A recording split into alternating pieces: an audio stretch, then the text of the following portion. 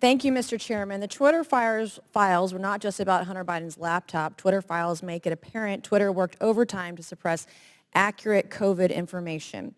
Dr. Jay Bhattacharya is a professor of medicine at Stanford who once tweeted an article he wrote about natural immunity. Thanks to Elon Musk's release of the Twitter files, we learned some of his tweets were tagged with the label of Trends Blacklist. Apparently, the views of a Stanford doctor are disinformation to you people. I, along with many Americans, have long-term effects from COVID. Not only was I a long hauler, but I have effects from the vaccine. It wasn't the first shot, but it was the second shot that I now developed asthma that has never gone away since I had the second shot. I have tremors in my left hand, and I have the occasional heart pain that no doctor can explain, and I've had a battery of tests. I find it extremely alarming Twitter's unfettered censorship spread into medical fields and affected millions of Americans by suppressing expert opinions from doctors and censoring those who disagree with the CDC. I have great regrets about getting the shot because of the health issues that I now have that I don't think are ever going to go away. And I know that I'm not the only American who has those kinds of concerns.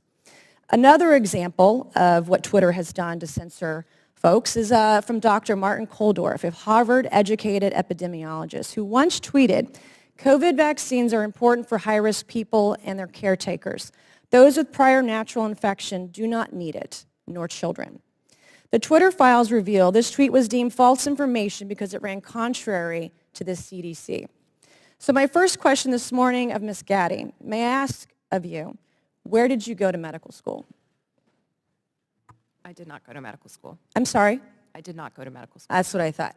Why do you think you or anyone else at Twitter had the medical expertise to censor a doctor's expert opinion?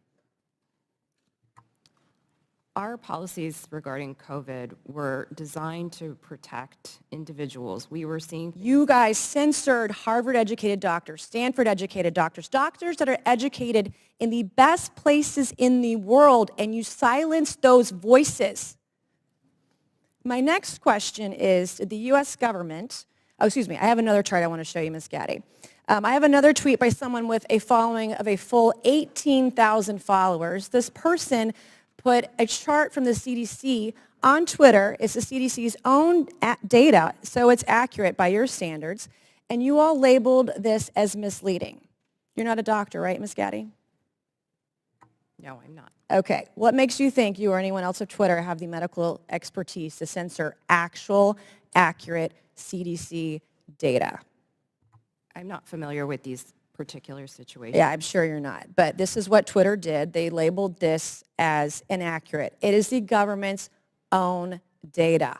It's ridiculous that we're even having to have this conversation today. It's not just about the laptop. This is about medical advice that expert doctors were trying to give Americans because social media companies like Twitter were silencing their voices.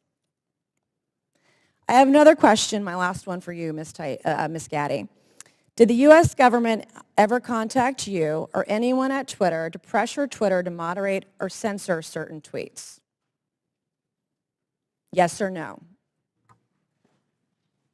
We have a program. Did the U.S. government ever contact you or anyone at Twitter to censor or moderate certain tweets? Yes or no? We receive legal demands to remove content from the platform from the U.S. government and governments all around the world. Those are published on a third-party website, and anyone can review Thank them. God for Matt Taibbi. Thank God for Elon Musk for allowing to show us in the world that Twitter was basically a subsidiary of the FBI, censoring real medical voices with real expertise that put real Americans' lives in danger because they didn't have that information. I also want to thank one of my colleagues, Ro Khanna, because as it turns out, censorship isn't just an important issue to conservatives. Some of my colleagues on the other side of the aisle, like Ro, found this censorship very concerning and even wrote to you and to folks at Twitter that he was concerned about the First Amendment being censored. So I want to thank him for speaking up and speaking out about this issue because this should not be a partisan issue. This should be an issue that's an American issue.